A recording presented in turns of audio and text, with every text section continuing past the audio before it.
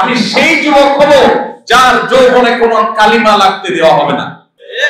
আমার আল্লাহ আমার জন্য হারাম করেছেন, এই হারাম রিলেশনকে আল্লাহ হারাম করেছেন। কিয়ামতের ময়দানে কঠিন শাস্তি দিবেন, জিনার শাস্তি ভয়াবহ আল্লাহ দিবেন। আল্লাহর ওয়াদা ব্যতিক্রম হয় না, হবে না। আল্লাহর ভয়ে আমার বন্ধুরা সবাই, আমার ক্লাসের সব সহপাঠীরা, তাদের প্রত্যেকে হারাম কাজের সঙ্গী আছে, অপকর্মের সাথী আছে, যেটাকে তারা গার্লফ্রেন্ড নাম দিয়েছে, যে তার জিনার সাথী। কিন্তু আমি আল্লাহকে ভয় করি, ইব্রাহিম আলাইহিস সালামের অনুসারী, যে ইব্রাহিম গোটা সমাজের মানুষের অনাচারের বিরুদ্ধে একাই দাঁড়িয়েছে, আমি একাই স্রোতের বিপরীতে চলবো। এর নাম হলো মুসলমান। আল্লাহর ইবাদত, আল্লাহর দাসত্ব করে যেতে পারাটাই হলো সার্থকতা, জান্নাত প্রাপ্তির নিশ্চয়তা। আর আল্লাহর দাসত্ব না করে প্রবৃত্তির গোলামি করা, দুনিয়ার জাকজমক আর চাকচিক্য দেখে এগুলোর পেছনে গিয়ে আল্লাহকে ভুলে যাওয়া, এই গাফলতের জীবনটা হলো ঐশ্বর্যের জীবন, জাহান্নামের জীবন। আজ আমরা এমন একজন মানুষের জীবন সম্পর্কে, কর্ম সম্পর্কে, সংগ্রাম সম্পর্কে জানার চেষ্টা করব ইনশাআল্লাহ, যাকে নিয়ে আল্লাহ রাব্বুল আলামিন কোরআনে হাকিমে মুসা আলাইহিস সালামের পর সবচেয়ে দীর্ঘ আলোচনা করেছেন। মুসা আলাইহিস সালামের পর যাকে নিয়ে কোরআনে সবচেয়ে বেশি আলোচনা হয়েছে, সেরকম এক মহান আল্লাহর বান্দা, আল্লাহর নবী এবং রাসূলকে নিয়ে আমরা আজ আলোচনা করব ইনশাআল্লাহ। পুরো কোরআনে কারীমের মধ্যে তার জন্য যত আলোচনা আল্লাহ তাআলা করেছেন, তাকে ঘিরে যত আলোকপাত করা হয়েছে কোরআনে, সাকল্যে সবগুলোকে একত্র করলে প্রায় পুরো কোরআনের এক পারা জুড়ে তাকে নিয়ে শুধু আল্লাহ তাআলা আলোচনা করেছেন। কোরআনের মতো পাইকারি কিতাবে যেখানে খুচরা বিষয় আলাপের সুযোগ নেই, কিয়ামত পর্যন্ত আগত মানব জাতির পথ প্রদর্শন করবে যে কোরআন, যেই কোরআনে অনেক গুরুত্বপূর্ণ বিধান, পাঁচ ওয়াক্ত ফরজ নামাজের মতো বিধান, সেটা বলতে গিয়ে আল্লাহ তাআলা খুব বেশি আয়াত ব্যবহার করেন। ইশারা ইঙ্গিতে সংক্ষেপে আল্লাহ তাআলা নামাজ সম্পর্কে নির্দেশ দিয়ে সেটা বিস্তারিত ব্যাখ্যা দেওয়ার দায়িত্ব রাসূল করিম সাল্লাল্লাহু আলাইহি ওয়াসাল্লাম অর্পণ করেছে। কোরআনে যেখানে অতি গুরুত্বপূর্ণ বিষয়কেও এত সংক্ষেপে বলা হয়েছে, সেই কোরআনে যখন কোন নবী, কোন রাসূল, কোন ব্যক্তিকে নিয়ে কোরআনে কারীমের 30 ভাগের এক ভাগ, প্রায় এক পারা জুড়ে যদি কাউকে নিয়ে আলোচনা করা হয়, তাহলে বুঝতে হবে তার জীবন, তার দর্শন, তার আদর্শ, তার সংগ্রাম, তার কর্ম, এগুলো আমাদের জন্য শত সহস্র অগণিত শিক্ষা যোগায়, পথ প্রদর্শন করে, এবং সেটা আমাদের জন্য অতীব গুরুত্বপূর্ণ। না হলে আল্লাহ তাআলা এত আলোচনা একজনকে নিয়ে করতেন। কোরআনে কারীমে আল্লাহ রাব্বুল আলামিন তার আলোচনার জন্য একটা সূরা নির্ধারণ করে দিয়েছেন, এবং এর বাইরে সূরা মারইয়াম, সূরা আম্বিয়া, সূরা তাহা, সূরা হাদ, সূরা শুআরা, সূরা আনকাবুত, সূরা মুমতাহিনা, সূরা সাফফাত, সব সূরাতে তার আলোচনা আল্লাহ তাআলা করেছেন। তিনি হলেন আল্লাহর হাবিব, আল্লাহর খলিল, আল্লাহর নবী, আল্লাহর রাসূল ইব্রাহিম আলাইহিস সালাতু ওয়াস সালাম। আমাদেরকে বড় বেশি ভালোবাসতেন তিনি। এই উম্মতের অর্থাৎ উম্মত মুহাম্মাদের পরম আপনজন, আমাদের স্বপ্নদ্রষ্টা ছিলেন, এবং তার সম্পর্কে আল্লাহ তাআলা কোরআনে বলেছেন মিল্লাতা আবিকুম ইব্রাহিম।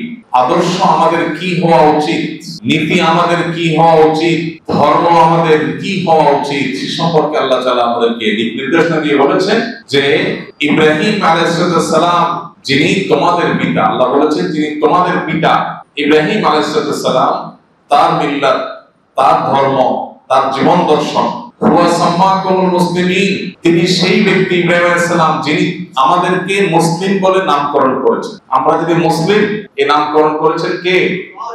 ইব্রাহিম আলাইহিস সালাম। আমাদের নামটা রেখেছেন যিনি আমাদের স্বপ্নদ্রষ্টা ছিলেন, যাকে আল্লাহ তাআলা আমাদের পিতা বলে পরিচয় দিয়েছেন। মিল্লাত আবিকুম বলতে মুসলিম জাতি, গোটা মুসলিম মিল্লাত, গোটা মুসলিম উম্মাহ কিয়ামত পর্যন্ত যারা আসবে সবার পিতা, নাকি আরবের যারা ছিলেন সে আরব জাতির পিতা? এটা নিয়ে মুফাসসিরদের মধ্যে একাধিক মত আছে।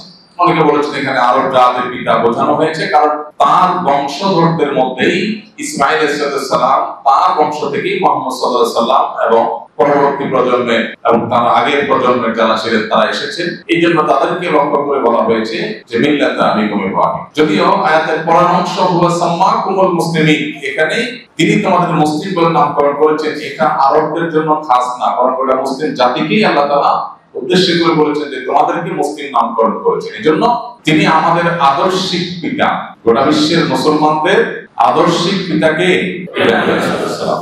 আল্লাহ রাব্বুল আলামিন তার আলোচনা কোরআনে। প্রিয় নবী সাল্লাল্লাহু আলাইহি সাল্লামের মক্কি জীবনের একেবারে শুরুর দিক থেকে, মক্কি জীবন থেকে নিয়ে শুরু করে মাদানী জীবনের শেষ পর্যন্ত তার আলোচনা আল্লাহ তাআলা নাযিল করেছে। কত গুরুত্বপূর্ণ হলে এটা সম্ভব হয়। নবী করিম সাল্লাল্লাহু আলাইহি সাল্লামের জীবনীকে দুই ভাগে ভাগ করা হয়, একটা মক্কি জীবন আর একটা হলো মাদানী জীবন। মক্কি জীবন বলা হয় নবী সাল্লাল্লাহু আলাইহি সাল্লামের জীবনের সেই বছরগুলোকে, যেই বছরগুলো তিনি মক্কায় কাটিয়েছেন নবুয়তের দায়িত্ব বুঝে পর।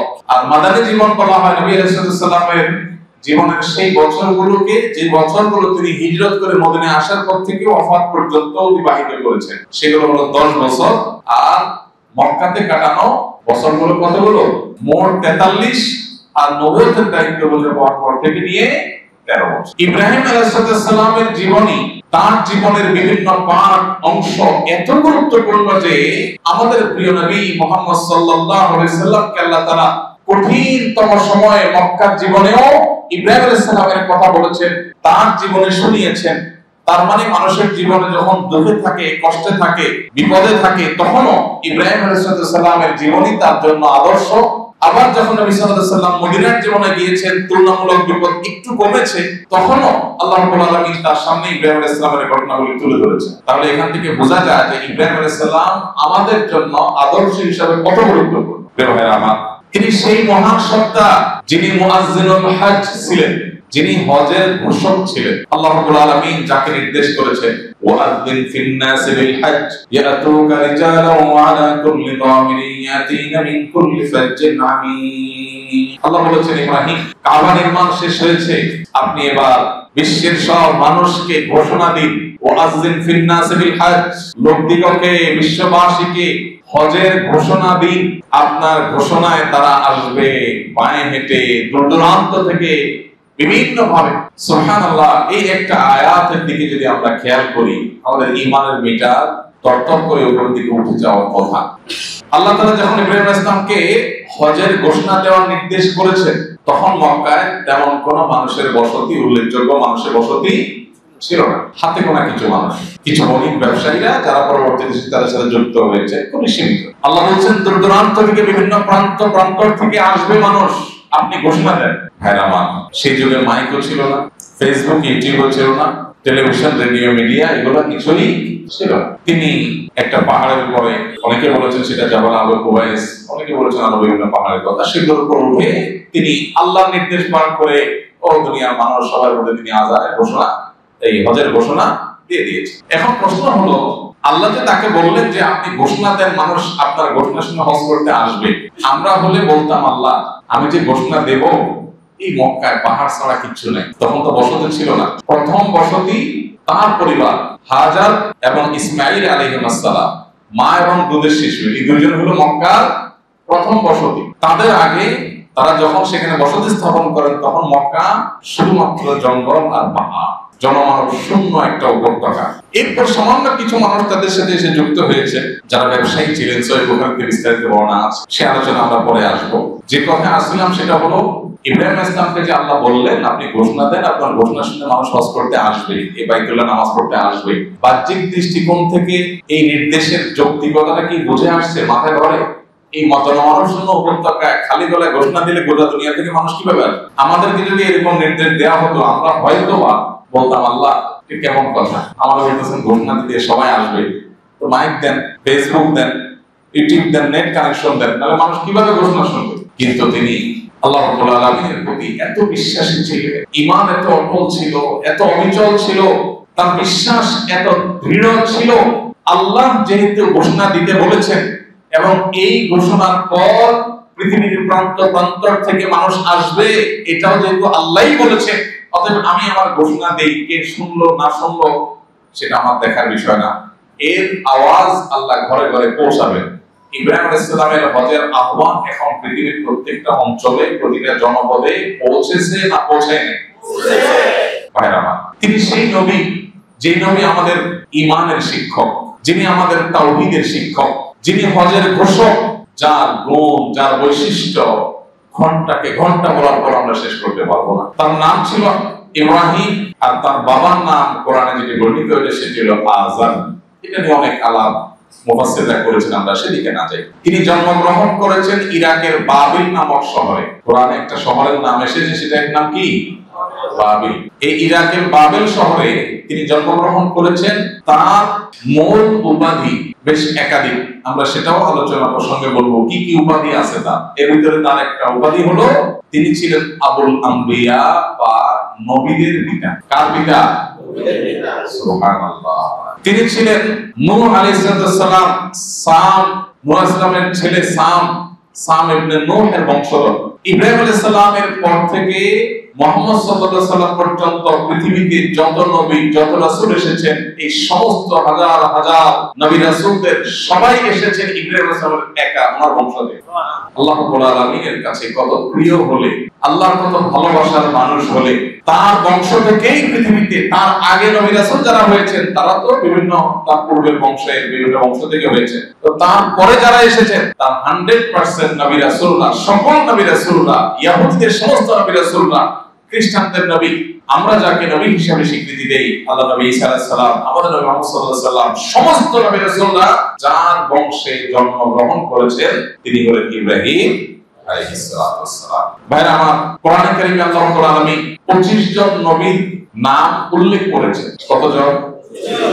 25 জন। আল্লাহর নবী রাসূলের সংখ্যা আরো অনেক, কিন্তু কোরআনে উল্লেখিত হয়েছে যাদের নাম তারা কতজন? 25 জন। এই 25 জন নবীর মধ্যে 5 জন নবী আছেন যাদেরকে কোরআনে আল্লাহ রাব্বুল আলামিন উলুল আজমি মিনার রাসূল বলে সম্বোধন করেন। কি বলেছেন? উলুল আজম। উলুল আজম মানে কি? উলুল আজম মানে হলো দৃঢ় প্রত্যয়ী, যাদের প্রত্যয় ছিল সুদৃঢ়, যারা তাদের আদর্শে ছিলেন অটল অবিচল, চুল পরিমাণ তারা তাদের আদর্শ থেকে বিচলিত হন নাই। অনেক কঠিন পরীক্ষা যাদের জীবনে গেছে, কিন্তু তারা প্রত্যয়ী ছিলেন, দৃঢ় প্রত্যয়ী ছিলেন। নবী রাসূলদের মধ্যে যাদের জীবনে পরীক্ষা কঠিন সময় জীবনে সবচেয়ে বেশি আসছে, সেই রকম 5 জন নবীকে আল্লাহ উলুল আজমি মিনার রাসূল বা রাসূলদের মধ্য থেকে দৃঢ় প্রত্যয়ী বা উলুল আজম নবী হিসেবে রাসূল হিসেবে আখ্যায়িত করেছে। সেই 5 জনের একজন ছিলেন ইব্রাহিম আলাইহিস সালাম। বাকি 4 জন কারা ছিলেন? প্রথম জন ছিলেন নূহ আলাইহিস সালাম, যিনি ইব্রাহিম আলাইহিস সালামেরও আগে পৃথিবীতে এসেছেন। এরপরের জন ছিলেন ইব্রাহিম আলাইহিস সালাম, তারপরের জন ছিলেন মূসা আলাইহিস সালাম। কয়জন হলো? তারপরের জন ছিলেন ঈসা আলাইহিস সালাম, আর তারপরে পঞ্চম নম্বর ছিলেন আমাদের নবী মুহাম্মদ মুস্তাফা সাল্লাল্লাহু আলাইহি ওয়াসাল্লাম। ভাইরা আমার, আল্লাহর নবী ইব্রাহিম আলাইহিস সালাম তিনি পৃথিবীতে আজ থেকে কত বছর আগে এসেছেন জানা আছে কারো?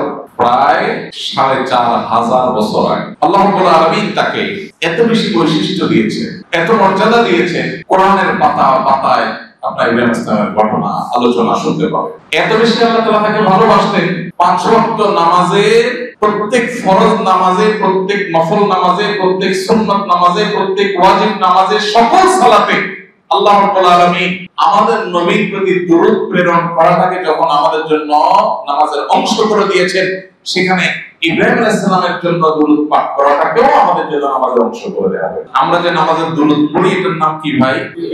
দরুদ ইব্রাহিম। কেন দরুদ ইব্রাহিম নামকরণ করা হয়েছে? কারণ এই দরুদে মুহাম্মদ সাল্লাল্লাহু আলাইহি ওয়াসাল্লামের প্রতি দরুদ প্রেরণ করার পাশাপাশি ইব্রাহিম আলাইহিস সালাম এবং তার বংশধরদের প্রতিও দরুদ প্রেরণ করা হয়। দরুদ প্রেরণ করা মানে কি ভাই? রহমতের দোয়া করা। দরুদ প্রেরণ করা মানে কি?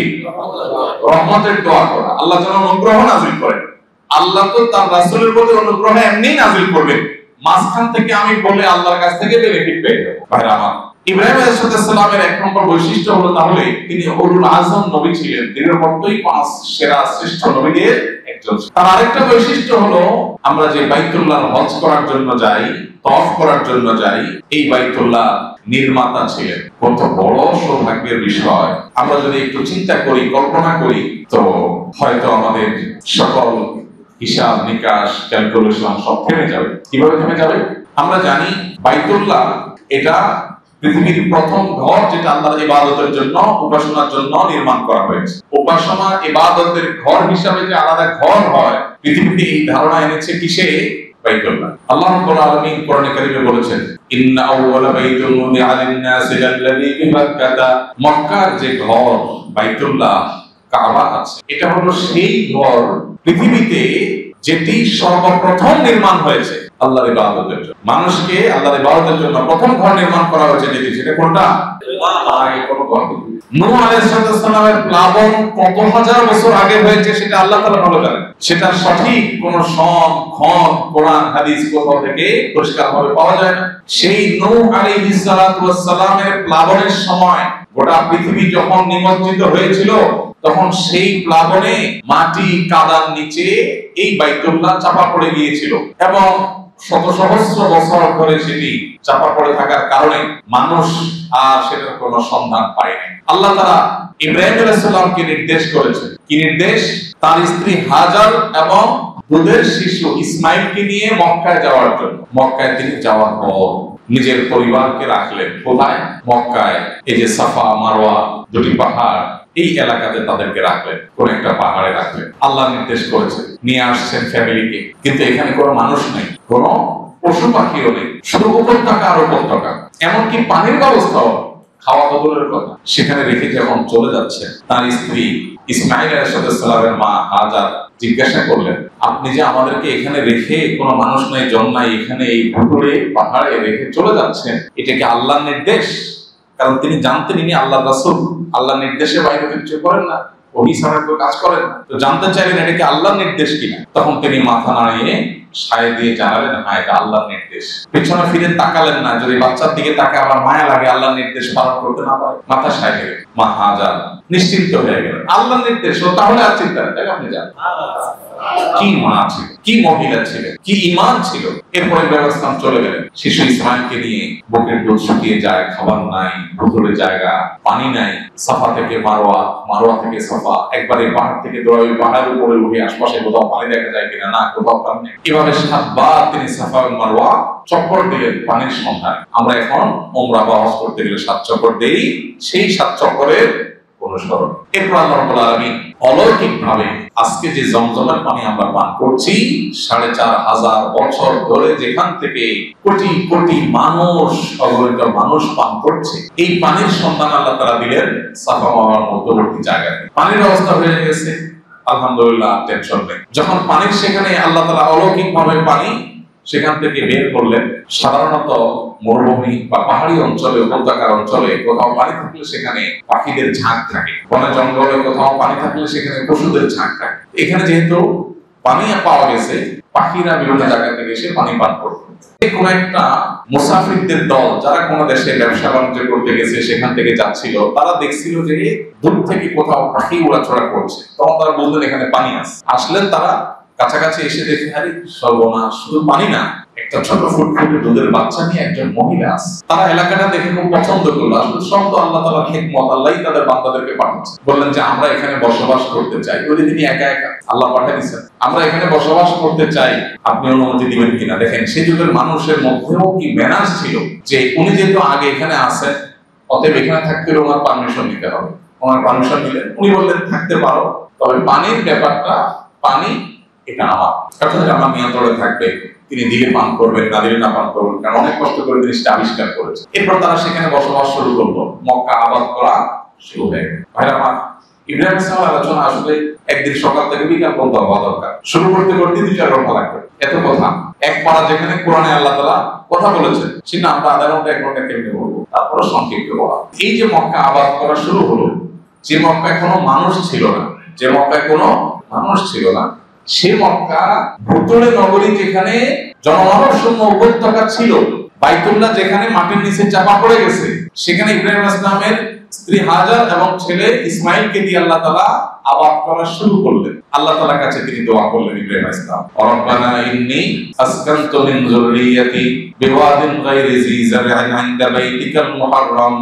আল্লাহ, আপনার সম্মানিত ঘরের কাছে আমি আমার পরিবারের সদস্যদেরকে রেখে আসলাম, যেখানে কোনো ফল নাই, ফসল নাই, খাওয়ার কিছু। এরপর অংশ কি, রব্বানা ওয়াজআল আফইদাতান মিনান নাসি তাহওয়ি ইলাইহি। ঠিক আছে, হাফেজ করে, হাফেজ নাকি সবাই হাফেজ এখানে। আল্লাহ রাব্বুল আলামিনের কাছে দোয়া করলেন, আল্লাহ, আমার পরিবারকে যেহেতু এই জনমানব শূন্য উপত্যকা রেখে গেলাম, যেখানে কোনো ফল ফসল নাই, আপনি তাদেরকে ফল ফসল দিয়ে রিজিক দেন, আর মানুষের মনগুলোকে এই নগরীর সাথে এমন ভাবে সম্পৃক্ত করে দেন, এমন ভালোবাসা সৃষ্টি করে দেন মানুষের অন্তরে এই নগরের প্রতি, যাতে মানুষ এই শহরটাকে ভালোবাসে। দোয়া কি কবুল হয়েছে না হয় নাই? কি হওয়াটা হয়েছে? কি হওয়াটা হয়েছে? যারা তায়েফ গেছেন তারা জানেন এমন কোন ফল ফসল নাই যেটা 12 মাস তায়েফে হয় না। তায়েফের এলাকা থেকে বের হয়ে অন্য এলাকায় ঢুকে গেলে সেখানেও আর নাই, তায়েফে আছে। এমন ফল ফসল আল্লাহ তাআলা দিলেন যে 12 মাস ফল ফসলে ভরা। আজ সে আমরা তায়েফ গেলে ফল কিনে আনে, তাই না? এরপরে যে শহর অনাবাদী ছিল, আল্লাহর নির্দেশ পালন করেছেন একা একা নির্জনে। এই প্রশ্ন করেন নাই আল্লাহ এই নির্জন জায়গায় যে আমি থাকবো কেমনে, দোয়া করছেন আল্লাহ আপনার নির্দেশ পালন করছে, আপনি এবার ব্যবস্থা করে দিলেন এটাকে জমানো। এরপর আল্লাহ তাআলা জমানোর ব্যবস্থা করে দিলেন। এমন করা দোয়া করছেন আল্লাহ মানুষের অন্তরে মক্কার প্রতি ভালোবাসা দিয়ে দেন, এমন ভালোবাসা দিলেন যে 20 বার 30 বার 40 বার মক্কায় যদি কেউ যায় তারপরেও মক্কা যাওয়ার প্রতি আগ্রহ বিন্দু মাত্র। আপনি যদি পৃথিবীর কোন জায়গা দেখতে যান, তাজমহল দেখতে যান, আমি গেছি, একবার গেলে দ্বিতীয়বার আপনারা বাইন্দা করে নিতে পারবেন, গেছি তো আর কি। কিন্তু বাইতুল্লাহ মক্কায় যারা একবার গেছেন তারা আরো পাগল হয়ে গেছে, আরো ব্যাকুল হয়ে গেছে, আবার যাওয়ার জন্য অস্থির হয়ে যান। দোয়া কবুল হয়েছে না হয়নি? ইব্রাহিম ইসলামের বৈশিষ্ট্য হলো তিনি বাইতুল্লাহ নির্মাতা। বাইতুল্লাহ নির্মাণ করা কত বড় কাজ আমরা কি চিন্তা করি? এই বাইতুল্লাহ আল্লাহ তাআলা তাকে ওহী করেছেন যে নূহ ইসলামের প্লাবনে যে বাইতুল্লাহ মাটির নিচে চাপা পড়ে গেছে, এই বাইতুল্লাহ মূল ফাউন্ডেশন কোথা থেকে কোথায় কতটুকু ছিল এটা তাকে আল্লাহ তাআলা গাইড করেছেন। সেই গাইড অনুযায়ী তিনি সেটা আবিষ্কার করেছেন, মাটি খুঁড়ে বের করে। তিনি যে বাইতুল্লাহ নির্মাণ করেছেন, এখন সেই বাইতুল্লাহ আমরা গিয়ে নামাজ পড়লে এক রাকাতে সওয়াব পাই কয় রাকাতে? 1 লক্ষ রাকাতে। 4500 বছর আগে যদি সেটা নির্মাণ করেন তিনি, 4500 বছর ধরে কত মানুষ ইবাদত করছে? নামাজ, তাওয়াফ, ইতিকাফ, কত ইবাদত করছে? কোন ক্যালকুলেটরে গণে বের করা সম্ভব? যত মানুষ যত ইবাদত করেছে, প্রতি রাকাতে 1 লাখ করে যত কোটি যত মিলিয়ন মানুষ শতাব্দীর পর শতাব্দী, সহস্রাব্দ থেকে সহস্রাব্দী পর্যন্ত ইবাদত করেছে, তারা সবাই যত সওয়াব পেয়েছে বাইতুল্লাহ নির্মাণ করার কারণে, নির্মাণ করে মানুষের ইবাদতের ব্যবস্থা করার কারণে তাদের সবার সমান সওয়াব তিনি পাচ্ছেন। কি পাচ্ছেন? হাদিসের বর্ণনা আলোকে তিনি সেই সওয়াব পাচ্ছেন। মান সান্না সুন্নাতান হাসানাতান ফালাহু আজরুহা ওয়া আজরু মান আমিলা বিহা। কেউ কোন ভালো কাজ যদি শুরু করে দেয়, কোন একটা ভালো কাজ এলাকাতে শুরু করে দিলেন, আপনি চালু করে দিলেন, এবার আপনার দেখা দেখি যতজন করবে তাদের সবার সওয়াব তারা তো পাবেই। আপনি যে শুরুটা করে দিয়েছেন এই জন্য আল্লাহ তাআলা তাদের সবার সওয়াব আপনার আমলনামায় দিবে। এই হিসাবে ইব্রাহিম আলাইহিস সালামের আমলনামাতে কি পরিমাণ আমলের পাহাড় জমা হচ্ছে সেটা একমাত্র আল্লাহ রাব্বুল আলামিন ছাড়া কেউ বলতে। আল্লাহ কত ভালোবাসলে, আল্লাহর কত পছন্দের মানুষ বান্দা হলে তাকে আল্লাহ তাআলা এত সওয়াব প্রাপ্তির সুযোগ করে দেন, সেটা একমাত্র আল্লাহ তাআলা। ভাই আমার, ইব্রাহিম আলাইহিস সালাম কাবা নির্মাতা, হজের ঘোষক, হজের সূচনাকারী, কত কত ভালো কাজ, কত কত নেক কাজ আল্লাহ তাআলা তাকে দিয়ে পৃথিবীতে শুরু করেছেন। তিনি আল্লাহ তাআলার খলিল ছিলেন। আল্লাহ বলেছেন ওয়াত্তাখাযাল্লাহু ইব্রাহিমা খলিলা। আল্লাহ তাআলা ইব্রাহিমকে বন্ধু হিসেবে গ্রহণ করেছেন। সুবহানাল্লাহ। আমরা বললাম আল্লাহর গোলাম, এটাই গৌরবের। গোলাম দাস। কিরে ভাই, আল্লাহর গোলাম হওয়াটা কি সম্মানের না অপমানের? মানুষ মানুষের গোলাম হলে সেটা অপমানের হয়, তাই না? কেউ কারোর চাকর, কেউ কারোর চামচা, কেউ কারোর দাস, এটা কি সম্মানের না অসম্মানের? আল্লাহর গোলাম হওয়াটা কিসের? কিভাবে কিভাবে সম্মানের? একটা ছোট উদাহরণ দেই। কেউ যদি কারোর বিভিন্ন কাজ কাম গোছায় গাছায় দেয়, আগায় যোগায় দেয়, সহযোগিতা করে ব্যক্তিগতভাবে, এলাকার চেয়ারম্যান সাহেবের যদি এরকম কাজ গোছানোর কাজটা করে, মানে ওনার কাজগুলো আগায় যোগায় দেয়, এটারে আমাদের দেশে কি বলে? ভালোভাবে বললে বলে পিএস, আর আসলটা বললে কি বলে? চামচা। আচ্ছা, এই একই কাজ যদি প্রধানমন্ত্রী করে, প্রেসিডেন্টের অফিসে যদি চাকরি করে এবং ওনার কাজগুলো আগায় যোগায় দেয়, তার নাম কি? নাম হয়তো একই হতে পারে, কিন্তু মর্যাদাটা কি? প্রেসিডেন্টের পিএস, প্রেসিডেন্টের একান্ত সচিব, তার ঠেলার চোটে ডিসিএসপিও থরথর করে কাঁপে। প্রেসিডেন্টের আগায় যোগায় দিলে বা তার একান্ত ব্যক্তিগত কাজ কাম করে দিলে, যদি প্রেসিডেন্ট হওয়ার কাজ হওয়ার কারণে যদি তার মর্যাদা বেড়ে যায়, স্বয়ং আল্লাহ রাব্বুল আলামিনের দাস হওয়াটা অনেক বড় গৌরবের বিষয়। সেখানে আল্লাহ তাআলা ইব্রাহিম আলাইহিস সালামকে শুধু দাস না, শুধু বান্দা না, বন্ধু হিসেবে ঘোষণা করেছে। কত প্রিয় মানুষ হবে এটা সম্ভব হয়? নবী করিম সাল্লাল্লাহু আলাইহি ওয়াসাল্লাম হাদিস রয়েছে, তিনি বলেছেন আল্লাহ তাআলা ইব্রাহিম আলাইহিস সালামকে বন্ধু রূপে গ্রহণ করেছেন এবং আমাকেও আল্লাহ তাআলা বন্ধু ঘোষণা করেছেন, খলিল ঘোষণা করেছেন। একই উপাধি আল্লাহ তাআলা আমাদের রাসূলকেও দিয়েছেন। ইব্রাহিম আলাইহিস সালামের আরেকটা বৈশিষ্ট্য হলো তিনি আবুল আম্বিয়া বা সকল নবীদের পিতা ছিলেন। সকল নবীদের মধ্যে তারপরে যারা আসছেন তার আগের না, তাদের সবাই তার বংশধরদের মধ্যে দেবে। তিনি সেই নবীদের একজন, কোরআনে যার আলোচনা সবচেয়ে বেশি এসেছে, তিনি ছিলেন এমন ইমাম, এমন নেতা, এমন অনুসরণীয় ব্যক্তিত্ব যাকে খুব আল্লাহ রাব্বুল আলামিন অনুসরণীয় বলেছেন। আল্লাহ বলেছেন ইন্না ইব্রাহিমা কানা উম্মাহ, নিশ্চয়ই ইব্রাহিম ছিলেন উম্মাহ। ইব্রাহিম কি ছিলেন? উম্মাহ ছিলেন। উম্মাহ মানে কি?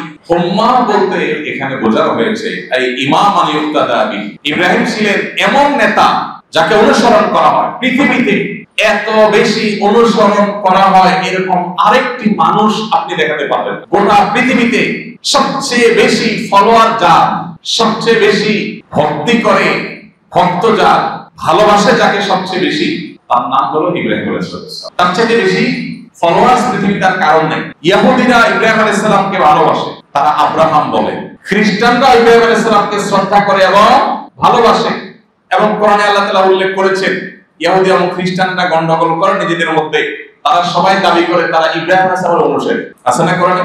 ইহুদিরা বলে আমরা ইব্রাহিম আলাইহিস সালামের উম্মত, আমরা তার অনুসরণ করি। খ্রিস্টানরা বলে আমরা অনুসরণ করি। তার মানে সবাই তাকে অনুসরণ করতে চায়। আর আমরা মুহাম্মদ সাল্লাল্লাহু আলাইহি ওয়াসাল্লাম উম্মত যারা, আমরা তো ইব্রাহিম আলাইহিস সালামকে প্রত্যেক নামাজের মধ্যে তার জন্য দরুদ প্রেরণ করি। কি পরিমাণ ভালোবাসা অনুসরণ থাকলে সেটা সম্ভব হবে বলা আগে না। তো পৃথিবীতে তিনটা প্রধান এবং সবচেয়ে বড় বড় ধর্ম, বিশেষ করে সবচেয়ে বেশি মানুষ যে ধর্ম অনুসারী খ্রিস্টান, এরপরে সবচেয়ে বেশি মানুষ যে ধর্ম অনুসারী মুসলমান, তারপরে ইহুদি, এই গোটা পৃথিবীর মানুষকে আনুপাতিক হারে ভাগ করলে দেখা যাবে পৃথিবীর বেশিরভাগ মানুষ এই তিন ধর্মের মধ্যে চলে আসছে। এই তিন ধর্মের মানুষ যদি কাউকে অনুসরণ করে, ভালোবাসে, ফলো করে, তাহলে তার চাইতে বেশি ফলোয়ার, তার চাইতে বেশি ভক্ত পৃথিবীতে আর কারোর হতে। এই জন্য আল্লাহ বলেছেন ইন্না ইব্রাহিমা কানা উম্মাহ, ইব্রাহিম উম্মাহ ছিলেন। ইব্রাহিম কি ছিলেন? উম্মাহ ছিলেন। উম্মার আরো একটা অর্থ আছে, একটা বললাম। ভাই আমার ইব্রাহিম আলাইহিস সালামের বৈশিষ্ট্যের মধ্যে থেকে আরেকটা হলো তিনি মানুষকে সৎ এবং সুন্দরের পথে সবচেয়ে বেশি পথ নির্দেশ করে গিয়েছেন এবং সকল ভালো গুণাবলী আল্লাহ তাআলা তাকে অর্জন করার এমন ভাবে তৌফিক দিয়েছেন যে নামাজের মধ্যে তার জন্য দরুদ প্রেরণ করতে। তিনি আমাদেরকে মুসলিম নামকরণ করেছেন এবং তিনি সেই মানুষ যিনি আমাদের নবীজির আগমনের জন্য আল্লাহর কাছে দোয়া করেছেন। কোরআনে কারিমে কয়েক জায়গায় সে দোয়া বর্ণিত হয়েছে। সূরা বাকারার একাধিক জায়গায় আল্লাহ তাআলা তার সে দোয়া বর্ণনা করেছেন। তিনি দোয়া করেছেন কি?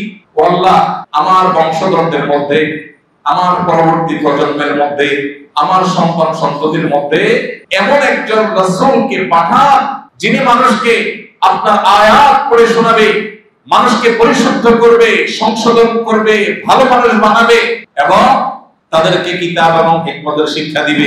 আপনি এরকম একজন রাসূল পাঠান।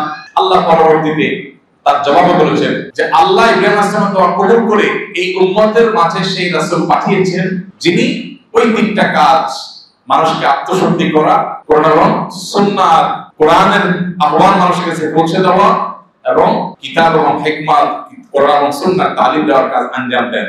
তার নাম কি? মুহাম্মদ মুস্তাফা সাল্লাল্লাহু আলাইহি ওয়াসাল্লাম। ভাইরা আমার, ইব্রাহিম আলাইহিস সালামের জীবনে দাওয়াতের কাজ তিনি কিভাবে করেছেন সেটার আলোচনাই কোরআনে সবচেয়ে বেশি। আসলে এবার আমরা ইব্রাহিম আলাইহিস সালামের দাওয়াতের কাজে প্রবেশ করি। কিভাবে তিনি দাওয়াতের কাজ করেছেন? ইব্রাহিম আলাইহিস সালামের দাওয়াতের কাজে তিনি অত্যন্ত বিনয়ী এবং বিনম্র ছিলেন এবং কৌশলী ছিলেন। তার বাবা এবং তার বংশের লোকজন, এলাকার লোকজন, পাড়া প্রতিবেশী, তাদেরকে দাওয়াত দেওয়ার জন্য তিনি সবচেয়ে বেশি ব্যাকুল ছিলেন। বাবাকে দাওয়াত দিতে গিয়ে তিনি বলেছেন ইয়া আবাতি। ইয়া আবাতি মানে কি? হ্যাঁ আমার প্রিয় বাবা, হ্যাঁ আমার প্রিয় বাবা। এইভাবে সম্বোধন করে বাবার প্রতি শ্রদ্ধা জ্ঞাপন করেছেন। যেই বাবা তাকে বলেছেন তুমি তোমার এই সমস্ত কথা বন্ধ করো, তোমার এই সমস্ত ধর্মের দাওয়াত দেওয়া বন্ধ করো, না হলে তোমাকে আমি পাথর মেরে শেষ করবো, এলাকা ছাড়ো। যেই বাবা রূঢ় আচরণ করেছেন তিনি সেই বাবাকে বলছেন ইয়া আবাতি, হে আমার প্রিয় বাবা। একজন দায়ী, আমরা যখন ইসলামের কথা কাউকে বলবো, আমরা যখন ভালো কাজের কথা মানুষকে বলবো, আমাকে যদি মানুষ কটু কথাও বলে আমার মুখে কটু কথা মানাবে। আমি যেহেতু দাওয়াতের কাজ করছি অতএব আমি কোমল ভাবে দাওয়াতের কাজ করব। এইজন্য আল্লাহ তাআলা কোরআনে কারীমে মুসা এবং হারুন আলাইহিস সালামকে বলেছেন ফাকুলা লাহু কাউলাল লাইয়িনা, আপনারা দোনো ভাই গিয়ে ফেরাউনের মতো কাট্টা কাফেরকে ও কথা যখন বলবেন কোমল ভাবে বলবেন। এজন্য ইসলামের কথা, দাওয়াতের কথা আমরা মানুষকে যখন বলবো তখন বিনয় এবং কোমলতার সাথে বলতে হবে। ইব্রাহিম আলাইহিস সালামের জীবন থেকে সেই শিক্ষা পাওয়া যায়।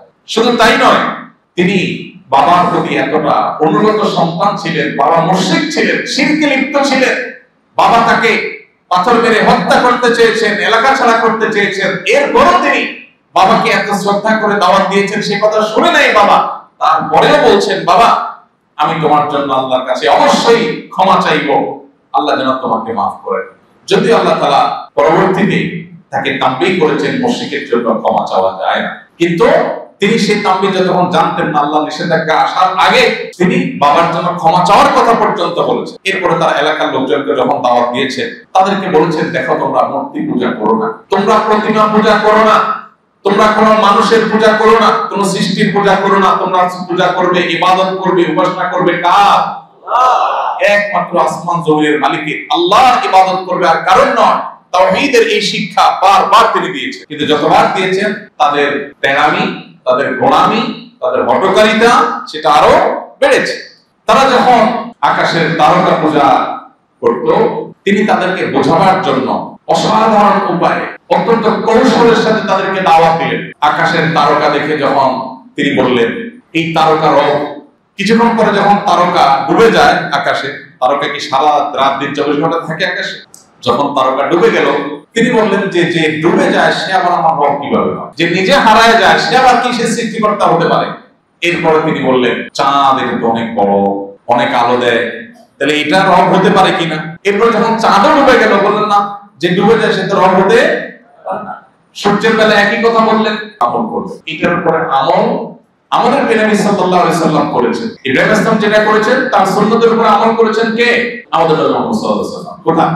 উহুদের যুদ্ধের পরে, যেটাকে গজওয়ায়ে হামরাউল আসাদ বলা হয়। উহুদের যুদ্ধের পর মক্কার মুশরিকরা একটা গুজব ছড়াই দিল মুসলমানদের মধ্যে ভয় সৃষ্টি করবার জন্য। এমনি এই যুদ্ধে মুসলমানরা নানা দিক থেকে পর্যদস্ত হয়েছে, 70 জন সাহাবী শাহাদাত বরণ করেছে, অনেক মূল্যবান ব্যক্তিকে মুসলমানরা হারাইছে, রাসূল আকরাম সাল্লাল্লাহু আলাইহি ওয়াসাল্লামের দাঁত মোবারক ভেঙে গেছে, বিপর্যস্ত হয়েছে, মন ভাঙা, মন মরা, মনে কষ্ট নিয়ে মদিনায় ফিরছে। এর মধ্যে মক্কার মুশরিকরা খবর পাঠাইছে যে ইন্নান নাসা কাদ জামাউ লাকুম ফাখশাউহুম, মানুষরা একত্র হয়েছে, মক্কার মুশরিকরা তোমরা ভয় করো, ত্রাস সৃষ্টি করার চেষ্টা করছে। নবী করিম সাল্লাল্লাহু আলাইহি ওয়াসাল্লাম তখন বলেছেন, কি বলেছেন? হাসবিয়াল্লাহু ওয়া নি'মাল ওয়াকিল, আল্লাহ আমার জন্য যথেষ্ট, আল্লাহ আমার জন্য হাসবুনাল্লাহ, আল্লাহ আমাদের জন্য যথেষ্ট। যখন নবীজি এই কথা বললেন, এরপর আল্লাহ তাআলা বলেছেন যে যখন তারা এই আয়াত পড়ে আল্লাহর কাছে আল্লাহর প্রতি আস্থা এবং ভরসা প্রকাশ ঘটালো, আল্লাহ বলেছেন যে তারা আল্লাহ তাআলার নিয়ামত নিয়ে ফিরে গেছে এবং লাম ইয়ামসাসহুম সু, তাদের কোনো ক্ষতি হয় নাই, কোনো বিপদ আসে নাই, তারা নিরাপদ ছিল। কারণ কি বলেছে? হাসবি আল্লাহ বলেছে। এজন্য আমরা এখান থেকে শিক্ষা নিয়ে আমাদের জীবনের উপর আমল করব ইনশাআল্লাহ। আল্লাহ আমাদেরকে আমল করার তৌফিক দান করুন।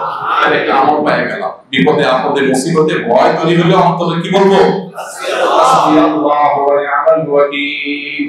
অনেক মানুষ যদি হয় একসাথে তাহলে বলবেন হাসবুনাল্লাহু ওয়া নি'মাল ওয়াকিল, আল্লাহ আমাদের জন্য যথেষ্ট, তিনি আমাদের এই কাজ সমাধান করার জন্য সবচেয়ে উত্তম।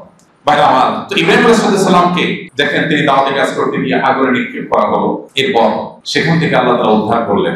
এলাকাবাসী তখন চিন্তা করছে, বাপরে আগুনে ফেললাম, সেখান থেকে রক্ষা পেয়ে গেছে। তারা একরকম হাল ছেড়ে দিচ্ছে যে না তাহলে এর সাথে আর পারা।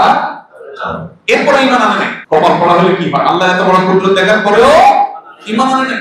এই করোনার সময় কত কুদরত আমরা দেখেছি, আমাদের বুঝে ভাই আমার খুব কম মানুষই শিক্ষা গ্রহণ করেছে। এরপরে ইরাকের যে বাবিল এলাকায় তিনি জন্মগ্রহণ করেছেন, সেই বাবিল শহরের যে রাজা ছিল নমরুদ, পৃথিবীর ক্ষমতাধর রাজাদের একজন ছিল। এই পাপিষ্ঠ এই রাজা সে নিজেকে সৃষ্টিকর্তা দাবি করে বসলো, মাবুদ দাবি করে বসলো এবং বললো যে আমি সৃষ্টিকর্তা, আমি সব। নাউযুবিল্লাহ। এই ঘটনা যখন ইব্রাহিম আলাইহিস সালাম তিনি জানলেন এবং ইব্রাহিম আলাইহিস সালামের কথা যখন সে শুনছে যে ইব্রাহিম আলাইহিস সালাম দাওয়াত দিচ্ছে এক আল্লাহর প্রতি, তখন তাকে ডেকে পাঠাইলেন। ডেকে তার সাথে একটা বাহাস হলো, মোনাজারা, বিতর্ক হলো। বিতর্কের বিষয়বস্তু কি? সে দাবি করে সে আল্লাহ, সে সৃষ্টিকর্তা, আর ইব্রাহিম আলাইহিস সালাম বলেন না, তুমি সৃষ্টিকর্তা কে? আল্লাহ। এবার সে বলে দেখো তোমার সৃষ্টিকর্তা কি পারে?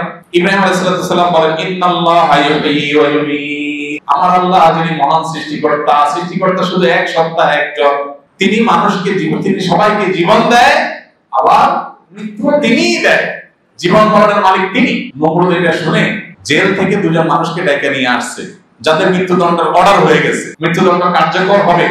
এই টাইমে বললো যাও, একজনকে ছেড়ে দিলাম, আরেকজনকে মেরে ফেললাম। একজনকে মেরে ফেলছে, আরেকজনকে ছেড়ে দিছি। দিয়া বলছে দেখছো আমি জীবন দিছি, মৃত্যু দিছি, এরে জীবন দিলাম, এরে বড় দিলাম, দেখছো তা আমি তো সৃষ্টি করতাম।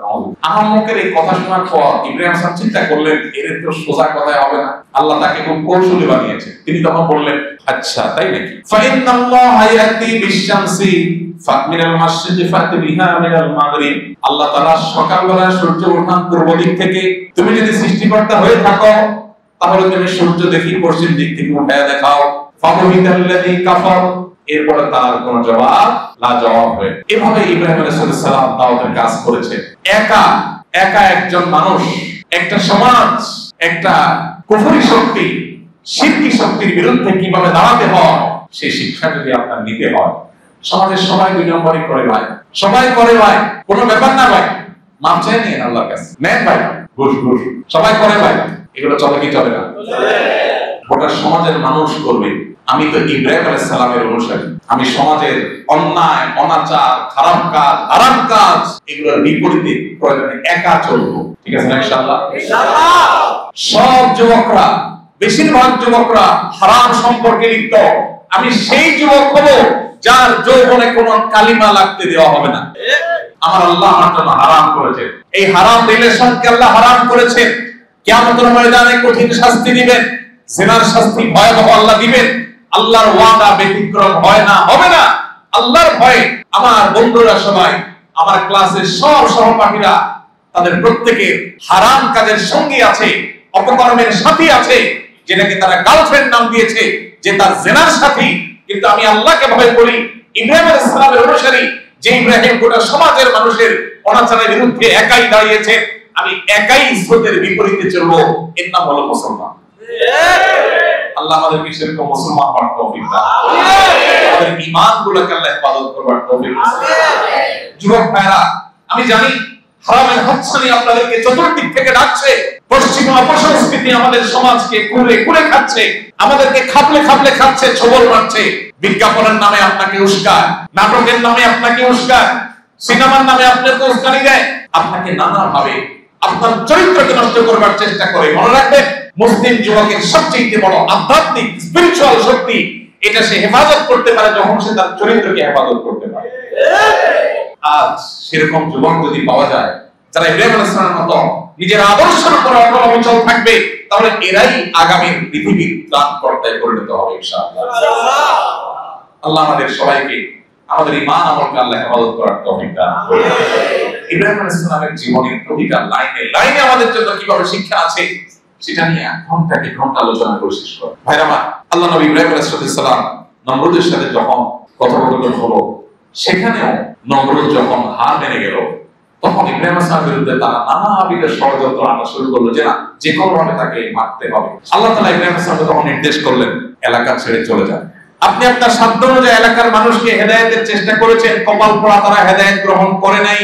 আপনি আপনার পরিবার নিয়ে চলে, তার সাথে তার ভাতিজা আরেক নবী লূত আলাইহিস সালাম ছিলেন, তাকে সাথে নিয়ে, পরিবারকে সাথে নিয়ে তিনি ইরাকের বাবেল শহর ত্যাগ করে হিজরত করলেন। কি করলেন ভাই? তার জীবনে 3টা হিজরতের কথা পাওয়া যায়। কয়টা হিজরত? এর ভিতরে একটা হিজরতের কথা পাওয়া যায় সূরা মারইয়ামের 48 নম্বর আয়াতে। আল্লাহ তাআলা বলেছেন, ওয়া তাযরিকুম মা তাদউনা মিন দুনিল্লাহি ওয়া আদউ রাব্বি। তিনি বলেন, হে আমার সম্প্রদায়, তোমরা যেহেতু আমার রবের একত্ববাদকে স্বীকার করো নাই, সমাজে অনাচার চলছে, তাই আমি সবার সাথে তাল মিলাবো না। তোমরা ভুল পথে আছো, সঠিক পথে আনার চেষ্টা করেছি, যেহেতু আসো নাই, তাহলে তোমাদেরকে ত্যাগ করলাম। যেই বন্ধু খারাপ পথে থাকবে তাকে ভালো পথে আনার চেষ্টা করবে, ভালো পথে আনার চেষ্টা করার পরে যদি সে না শোনে, যেহেতু আমার দোস্ত, থাক ওর সাথেই চলি না। যদি খারাপ পথ থেকে না ফিরে, তাহলে সেই বন্ধু আমার জীবনে থাকতে, আমি কি আল্লাহকে গ্রহণ করছি না তাকে গ্রহণ করছি, এটাই অ্যাসিড টেস্ট। ইব্রাহিম আলাইহিস সালাম বলেছেন, ওয়া তাযলিকুম মা তাদউনা মিন দুনিল্লাহ ওয়া আদউ রাব্বি।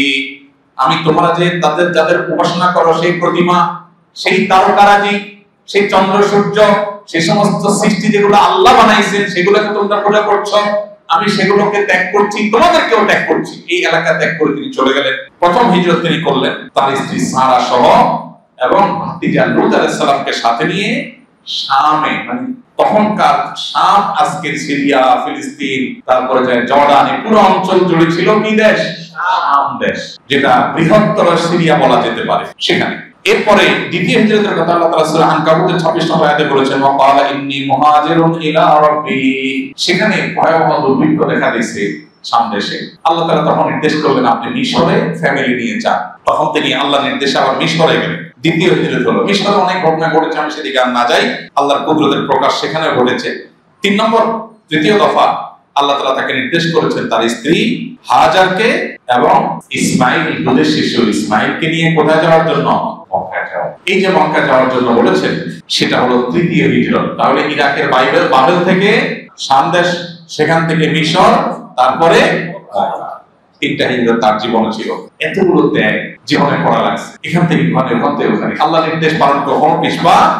তার জীবনে কঠিন কঠিন পরীক্ষা আসছে ভাই। তার পরীক্ষাগুলো এত কঠিন ছিল, আল্লাহ বলেছেন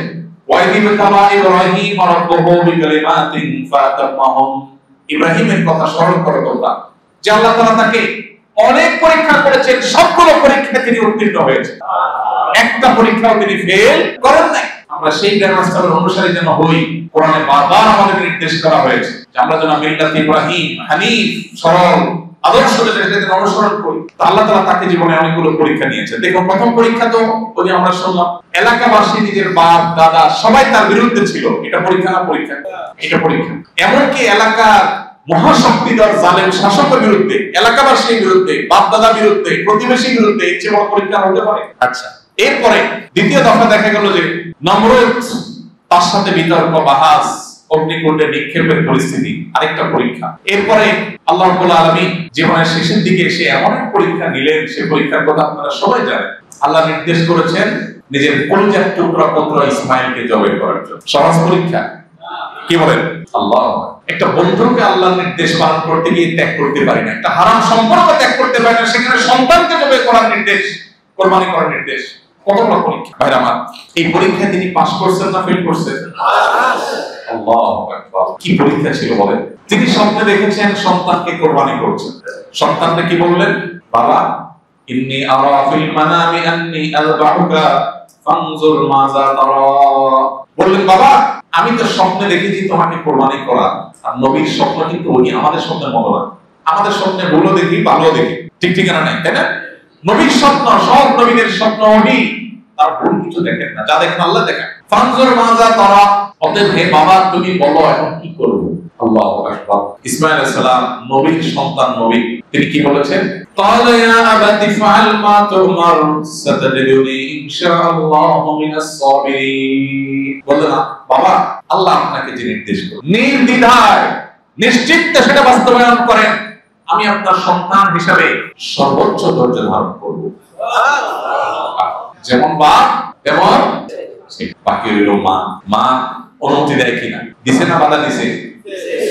আল্লাহু আকবার। এজন্য কিয়ামত পর্যন্ত সকল পরিণত বয়সের পুরুষদের জন্য আল্লাহর আদেশকে কিভাবে মাথা পেতে নিতে হয়, যদি সেটা নিজের মনের বিরুদ্ধে হয়, তার জন্য সবচেয়ে বড় শিক্ষার নাম হলো ইব্রাহিম আলাইহিস সালাম। গোটা পৃথিবীর মাতৃ জাতির জন্য, মায়ের জাতির জন্য, মায়েদের জন্য, বোনদের জন্য আল্লাহর আদেশের সামনে কিভাবে নিজের কলিজার টুকরাকেও কোরবান করতে হয়, তার জন্য সবচেয়ে উত্তম আদর্শের নাম হলো ইব্রাহিম আলাইহিস সালামের স্ত্রী হাজার। এরপরে আসেন গোটা পৃথিবীর তরুণদের জন্য, যুবকদের জন্য আল্লাহর পক্ষ থেকে আল্লাহর আদেশের সামনে কিভাবে অকলবিচল থাকতে হয়, নিজের সবচেয়ে প্রিয় জিনিসটাকে কিভাবে ত্যাগ করতে হয়, তার সবচেয়ে বড় শিক্ষা তরুণদের জন্য রেখে গেছেন কে?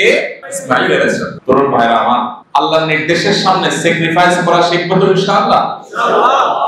একজনের সাথে হারাম রিলেশন আছে, কিন্তু আল্লাহর অনুমোদন নেই, হয় বিয়ে আর না হলে সম্পর্ক ঠিক।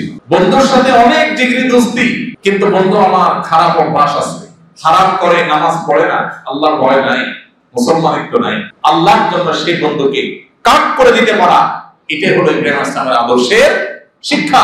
মনে রাখবেন, নিজের মনে যা চায় সেটা গোলামি করার নাম, প্রবৃত্তির দাসত্ব করার নাম মনুষ্যত্ব নয়। এটা যে কেউ করতে পারে। প্রকৃত বাহাদুরি, বীরত্ব হলো নিজের মনের বিরুদ্ধে যুদ্ধ করে সেই যুদ্ধে জয়ী হওয়া। আল্লাহ আমাদেরকে সেই তৌফিক দান করুন।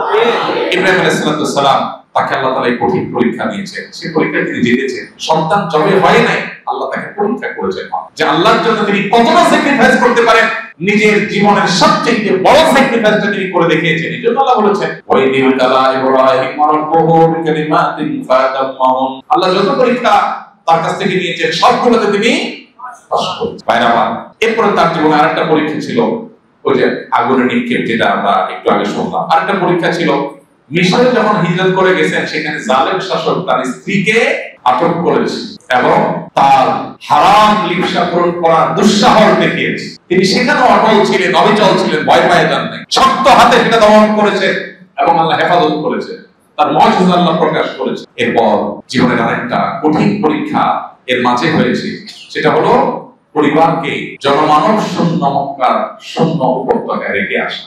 আল্লাহর নির্দেশটা মানাটা সহজ ছিল না, করেছিল, কিন্তু সেই নির্দেশটা তিনি পালন করেছেন না করেন নাই?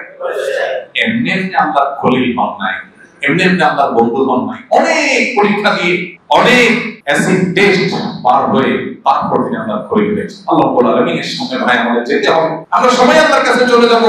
ইব্রাহিম আলাইহিস সালাম আল্লাহর কাছে চলে গেছেন, আমাদেরকেও যেতে হবে। এই পৃথিবীতে আমরা কেউ থাকবো না ভাই। শিক্ষিত যে তাকেও যেতে হবে, অশিক্ষিত যে তাকেও, ব্যবসায়ী যে তাকেও যেতে হবে, গরিব যে তাকেও। ভাইরা আমার, সবাইকে আল্লাহর সামনে যেতে হবে। আল্লাহর ইবাদত, আল্লাহর দাসত্ব করে যেতে পারাটাই হলো সার্থকতা, জান্নাত প্রাপ্তির নিশ্চয়তা। আর আল্লাহর দাসত্ব না করে প্রবৃত্তির গোলামি করা, দুনিয়ার জাকজমক আর চাকচিক্য দেখে এগুলোর পেছনে গিয়ে আল্লাহকে ভুলে যাওয়া, এই গাফলতের জীবনটা হলো অভিশপ্তের জীবন, জাহান্নামের জীবন। আল্লাহ তাআলা নবী রাসূলের জীবন থেকে আমাদেরকে আল্লাহর আনুগত্যের জীবনকে বাছাই করে নেওয়া, অনুসরণ করার তৌফিক দান করুন। ইব্রাহিম আলাইহিস সালামের সন্তান সন্ততি কতজন ছিলেন সে সম্পর্কে অনেকে বলেছেন 4 জন ছিলেন। তাদের মধ্যে ইসমাঈল আলাইহিস সালাম, ইসহাক আলাইহিস সালাম ছিলেন এবং এর বাইরেও আরো 2 জন সন্তান তাদের ছিলেন। ইব্রাহিম আলাইহিস সালাম সম্পর্কে ওই যে আমরা বলছিলাম তিনি আবুল আম্বিয়া, সব নবীদের বাপ। কিভাবে সব নবীদের বাপ ছিলেন? ইব্রাহিম আলাইহিস সালামের ছেলের নাম ছিল, 2 ছেলের মধ্যে এক ছেলে ইসমাঈল, আর এক ছেলের নাম ছিল কি? ইসহাক। ইসহাক আলাইহিস সালাম তিনিও নবী ছিলেন, ইসমাঈল নবী ছিলেন। ইসহাক আলাইহিস সালামের ছেলের নাম ছিল কি? ইয়াকুব আলাইহিস সালাম। ইয়াকুব আলাইহিস সালামের উপাধি, টাইটেল ছিল ইসরাইল। ইসরাইল মানে কি? আল্লাহর বান্দা। সেই ভাষায় ইসরাইলের মানে কি ছিল? আল্লাহর বান্দা, মানে আব্দুল্লাহ। তো ইব্রাহিম আলাইহিস সালামের নাতি ইয়াকুব আলাইহিস সালাম তিনি ছিলেন ইসরাইল। তার বংশে যত মানুষ আসছে, যত নবী রাসূল আসছে, যত লোক আসছে, তাদের সবাইকে বলা হয় বনি ইসরাইল। কি বলা হয়? বনি ইসরাইল, মানে ইসরাইলের বংশধর, ইসলামের সন্তান সন্ততি। তাহলে বনি ইসরাইলের নবী রাসূল তো অগণিত আসছে। তাহলে ইব্রাহিম আলাইহিস সালামের 2 ছেলে ইসমাঈল এবং ইসহাক। ইসহাক আলাইহিস সালামের ঘরে ইয়াকুব আলাইহিস সালাম আসছেন, তার ঘরে হলো ইহুদিদের সমস্ত নবী রাসূল এবং কি ঈসা আলাইহিস সালামও সেই বংশেই। আর ইসমাঈল আলাইহিস সালামের বংশে একজন নবী শুধু এসেছেন, তার নাম হলো মুহাম্মদ মুস্তাফা সাল্লাল্লাহু আলাইহি ওয়াসাল্লাম। তাহলে সমস্ত নবী রাসূলদের গোড়া যেহেতু ইব্রাহিম আলাইহিস সালাম, সেজন্য তাকে বলা হয় আবুল আম্বিয়া বা নবীদের।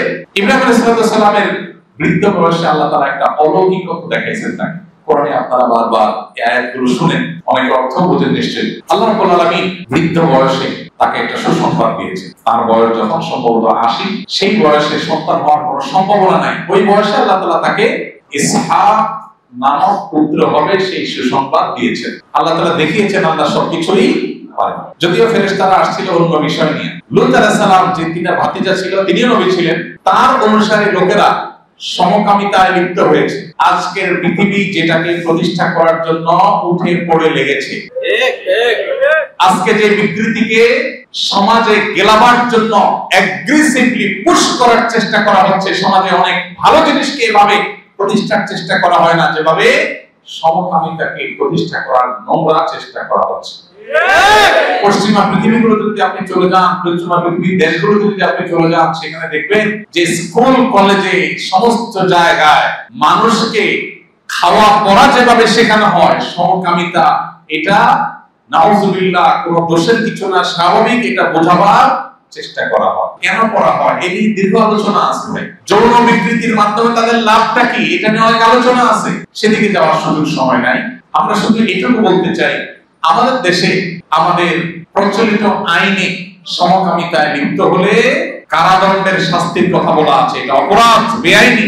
বাংলাদেশে যত ধর্মের মানুষ বসবাস করে, মুসলমান, হিন্দু, খ্রিস্টান, বৌদ্ধ, সব ধর্ম মতে এটা নিষিদ্ধ। তাহলে দেশের সব ধর্মে এদেশের আইনে যেটা নিষিদ্ধ, সেটাকে এদেশের কিছু এনজিও, কিছু তথাকথিত সুশীল সমাজ, তথাকথিত রাজনীতিবিদ, তথাকথিত গণমাধ্যম কর্মী পরিচয় দিয়ে কিছু মানুষ এই সমকামিতাকে সমাজে এস্টাবলিশ করার চেষ্টা করছে। এরা এই সমাজের শত্রু, এরা আগামী প্রজন্মের শত্রু। সমকামিতা যদি প্রতিষ্ঠা হয় কি হতে পারে পশ্চিমাদের দিকে তাকালে বুঝতে পারবে। পশ্চিমা পৃথিবীতে বহু দেশে অভিভাবকরা রাস্তায় নেমেছে এগুলোর বিরুদ্ধে। ভাইরা আমার, কেন? কারণ সমকামিতা প্রতিষ্ঠা হলে মানুষের জন্মের এই ধারা থাকবে না, বন্ধ হয়ে যাবে। আস্তে আস্তে হবে, কমতে থাকবে। পশ্চিমা পৃথিবীতে এখন মানুষ জন্ম হয় না, সেটার অনেক কারণ আছে।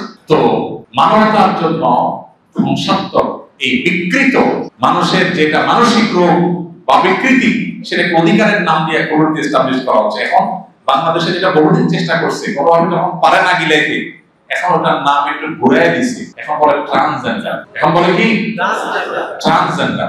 ট্রান্সজেন্ডার কি? একজন পুরুষ তিনি বললো না আমার নিজেকে মহিলা মনে হয়, মহিলা ঘোষণা করলাম, মহিলা হয়ে গেল। আর একজন মহিলা নিজেকে পুরুষ মনে হয়, সে পুরুষ হয়ে গেল। মানসিক রোগ থাকলে তার ট্রিটমেন্ট হবে, কাউন্সিলিং হবে, সে সুস্থ হবে। সেটা না করে একজন পুরুষ যদি না আমি নিজের মহিলা মনে হয়, তাহলে সে মহিলা। আচ্ছা, তাকে যদি মহিলা ঘোষণা করা হয় অফিসিয়ালি, তাহলে সে তো আসলে পুরুষ। এখন তো মহিলা অফিসিয়ালি হয়ে গেল, সে যদি বলছে আমার মহিলা মনে হয়, এখন তার বিয়ে কার সাথে হবে? পুরুষের সাথে না মহিলার সাথে? যেহেতু অফিসিয়ালি মহিলা ঘোষণা হয়ে গেছে, তাহলে এখন বিয়ে কার সাথে হবে? পুরুষের সাথে। আর আসলে সে ছিল একটা আস্ত বেড়া। তাহলে এখন আরেকটা পুরুষের সাথে বিয়ে হলে তখন কি হলো? সমকামিতা হলো। কি হলো? কিভাবে ট্রান্সজেন্ডার মতবাদের মাধ্যমে সমকামিতাকে সমাজে প্রতিষ্ঠা করছে শয়তানরা, এটা আমরা অনেকে আছো করতে। এই যে জুলাই আন্দোলনে যারা মারা গেছে, আহত হয়েছে, তাদের যে তালিকা করার জন্য সরকারিভাবে স্বাস্থ্য মন্ত্রণালয় থেকে যে ওয়েবসাইটে যে লিংক দেওয়া হয়েছে, ওখানে পর্যন্ত ড্রপ ডাউনে দেখা যায় যে মেল, ফিমেল, আর 3 নম্বর আরেকটা কি, এই চিন্তা করেন কয়টা ট্রান্সজেন্ডার মরছে। এগুলো আকাম করে কোন পায় না, এরা আবার দেশের জন্য লড়বে। তাহলে এই সমকামিতাকে প্রতিষ্ঠা করার চেষ্টা করা হচ্ছে। লূত আলাইহিস সালামের জাতিকে আল্লাহ ধ্বংস করেছেন, তার নিদর্শন এখনো পৃথিবীতে আছে। কেউ জর্ডানে গিয়ে দেখতে পারে কিভাবে তাদেরকে আল্লাহর গজব ধ্বংস করেছে, আল্লাহ রেখে দিয়েছেন সেগুলোকে। ভাইরা আমার, লূত আলাইহিস সালামের জাতির উপরে আযাব নিয়ে যখন ফেরেশতারা আসছেন, ইব্রাহিম আলাইহিস বাড়িতে আগে গেছেন, তিনি মনে করছেন তারা মানুষের আকৃতি ধরে আসছে, তিনি মনে করছেন মেহমান আসছে, তাড়াতাড়ি করে ছাগলটা ঘোড়া করে সামনে আসছে। এরপর দেখে খায় না, বলে মেহমানরা খান না কেন? ওনারা বললেন আমরা তো মানুষ না, মানুষ খায়, আমরা ফেরেশতা আল্লাহ পাঠিয়েছেন, আমরা খাই না, খাওয়া লাগে না আমাদের, আপনারা খান। কেন আসছেন? আপনার ভাতিজার লোকদের জাতি যে সমকামিতা লিপ্ত হয়েছে, ওদেরকে গজবে ধ্বংস করার জন্য আল্লাহ পাঠিয়েছে। তখন ইব্রাহিম ইসলামকে প্রসঙ্গত সুসংবাদ দিলেন, আরেকটা সুসংবাদ আপনার জন্য আছে, সেটা হলো আল্লাহ আপনাকে বার্ধক্য বয়সে একটা সন্তান দিবেন এবং তার নাম হবে ইসহাক। তো আল্লাহ তাআলা ইব্রাহিম ইসলামকে সেটা দিয়েছেন। তার গুণাবলী কি ছিল আমরা শেষ করব, সময় অনেক হয়ে গেছে। ইব্রাহিম ইসলামের গুণাবলীকে বলে শেষ করার কঠিন। একটা ছিল হলো ধীরস্থিরতা, শান্ত মেজাজের। এই জন্য তিনি সফল হয়েছেন সব ক্ষেত্রে। দেখেন, মাথা গরম করেননি। এলাকাবাসী এত হটকারিতা করছে, এত বাড়াবাড়ি করছে, তিনি পাল্টা বলেন নাই যে তোমাদেরকে আমি শেষ করে দেব। এই জন্য দাওয়াতের কাজ যারা করে তারা কি হতে হবে? শান্তশিষ্ট এবং সবরকারী হতে হবে। দ্বিতীয়ত, সন্তান হিসেবে যেমন আদর্শ ছিলেন, বাবা হিসেবে তেমন আদর্শ ছিলেন। সন্তান হিসেবে নিজের বাবা এত উল্টাপাল্টা করেছে, তারপরে বলতেন ইয়া আবাদি, না আমার প্রিয় বাবা। অর্থাৎ বাবার প্রতি অশ্রদ্ধা কখনো করতেন না। আজকাল তো ছেলেপেলেরা নিজের মনের একটি বিরুদ্ধে গেলে বাবার সাথে চোখের কথা বলে। আবার সন্তানের জন্য তিনি আদর্শ পিতা ছিলেন। তার সন্তানদের তিনি দ্বীন শিখিয়েছেন, ঈমান শিখিয়েছেন, স্যাক্রিফাইস শিখিয়েছেন, কোরবানি শিখিয়েছেন। ইসমাঈল ইসলামকে কিরকম ঈমান শিখিয়েছেন যে আল্লাহর রাহে কোরবানি হতে তিনি প্রস্তুত ছিলেন। আমরা তো আজকাল পোলাপানকে শুধু ভোগ শিখাই। আমি সবসময় বলি ভাইরা, বাচ্চাদেরকে আল্লাহর ওয়াস্তে ভোগ শিখাবেন না, ত্যাগ শিখাবেন। কি শিখাবেন? ত্যাগ। ভোগ করার জন্য কোনো যোগ্যতা লাগে না, ত্যাগের জন্য কি লাগে? যোগ্যতা। ভোগ ফকিরের ছেলে মেয়েও করতে পারে, গরিবের ছেলে মেয়েও। ত্যাগ সবাই পারে। সন্তানদের কষ্ট সহিষ্ণু শিখাবেন, শুধু আরাম শিখাবেন না। আরাম শিখাইলে সবসময় সে আরাম পাবে না, একসময় বেরাম পাবে, তখন কিন্তু সে টিকতে পারবে না। এই জন্য পোলাপানরে স্যাক্রিফাইস শিখাবেন, কষ্ট সহিষ্ণু শিখাবেন। ইব্রাহিম ইসলাম সেই কাজটা করতেন। 3 নম্বর, তার মধ্যে দৃঢ় বিশ্বাস ছিল, একই ছিল। একবার তিনি আল্লাহকে বললেন, আল্লাহ আপনি রব্বি আরিনি কাইফা তুহয়িল মাউতা, আল্লাহ আমাকে একটু দেখান তো আপনি কিভাবে মৃতকে জীবিত করবেন। কিয়ামতে তো আপনি করবেন, জানি, আমি একটু দেখতে চাই। আল্লাহ বলেন, আওয়ালাম তুমিন, আপনার কি বিশ্বাস হয় না আমি মৃতকে জীবিত করতে পারবো? তেমন বলা বলা, হ্যাঁ অবশ্যই আল্লাহ আমি বিশ্বাস করি। ওয়ালাকিন লিয়াতমাইন্না কলবি, আমার অন্তর যাতে একটু প্রশান্ত হয়, এটা দেখতে চাচ্ছে আল্লাহ। আল্লাহ বলেন ঠিক আছে, ফাকুজ আরবাআতান মিনাত তাইর, 4টা পাখি নেন, জবাই করেন, টুকরা টুকরা করে 4 পায়ে রাখেন। এরপর এগুলাকে আল্লাহ বলছেন যে আমার নাম নিয়ে ডাক দেন, সবাই জীবিত হয়ে আসবে। তারা এসেছে। আল্লাহর কুদরতের প্রকাশ আল্লাহ তার কাছে ঘটিয়েছে। ভাইরা আমার, ইব্রাহিম আলাইহিস সালামকে এর মাধ্যমে আল্লাহ তাআলা দৃঢ় ঈমানওয়ালা বানিয়েছেন। তার ঈমানের শক্তি ছিল অনেক সবল এবং শক্তিশালী। তার বাহাদুরি, বীরত্ব ছিল অনেক বেশি, সবর ছিল অনেক বেশি, তার তাওয়াক্কুল ছিল আল্লাহর প্রতি অনেক বেশি। এজন্য অগ্নিকুণ্ডে নিক্ষেপ হওয়ার সময় বলেছেন আল্লাহ আমার জন্য যথেষ্ট। তার হিকমত এবং ধৈর্য ছিল অসীম। তাকে আল্লাহ বলেছেন তিনি হানিফ ছিলেন, তার আদর্শ ছিল সরল সঠিক। এজন্য বলেছেন ওয়াকালু কুনু হুদান ওয়া নাসারা তাহতাদু কুল বাল মিল্লাতা ইব্রাহিম হানিফান মুসলিমা ওয়া মা কানা মিনাল মুশরিকিন। আল্লাহ আমাদেরকে নির্দেশ করেছেন, ইহুদি খ্রিস্টান সবাইকে নির্দেশ করেছেন যে ইব্রাহিমের ধর্ম এবং আদর্শ অনুসরণ করবা, যেটা সরল সঠিক, ইসলামের দিকে গেছে, তাওহীদের দিকে গেছে, সেটা শিরক থেকে মুক্ত। আল্লাহ তাআলা তাকে বলেছেন তিনি ধৈর্যশীল ছিলেন, আল্লাহর দিকে ধাবমান ছিলেন, দুনিয়ামুখী ছিলেন না। খাই খাই আমরা যেরকম করি এরকম ছিলেন না, তিনি আল্লাহমুখী ছিলেন। আল্লাহ বলেছেন ইন্না ইব্রাহিম লাআওয়াহুন হালিম। ইব্রাহিম আল্লাহর দিকে ধাবমান ছিলেন এবং হালিম ছিলেন, চরম ধৈর্যশীল ছিলেন। তিনি ছিলেন শান্ত অন্তরের অধিকারী। তার মনে কোনো বক্রতা ছিল না, দুই নম্বরী ছিল না, মুনাফিকি ছিল না, শিরক ছিল না, পবিত্র ছিল তার অন্তর। এজন্য আল্লাহ বলেছেন ইজ্জা রাব্বাহু বিকলবিন সালিম। ইব্রাহিম যখন তার রবের কাছে এসেছে পরিচ্ছন্ন অন্তর নিয়ে এসেছে। আল্লাহ কোরআনে বলেছেন ইয়াউমা লা ইয়ানফাউ মালুন ওয়ালা বানুন ইল্লা মান আতাল্লাহা বিকলবিন সালিম। কিয়ামতের দিন আল্লাহর কাছে যদি কেউ সুস্থ অন্তর নিয়ে যায়, যে অন্তরে হিংসা নাই, দুনিয়ার মোহ নাই, খারাপ জিনিস নাই, সে নাজাত পাবে।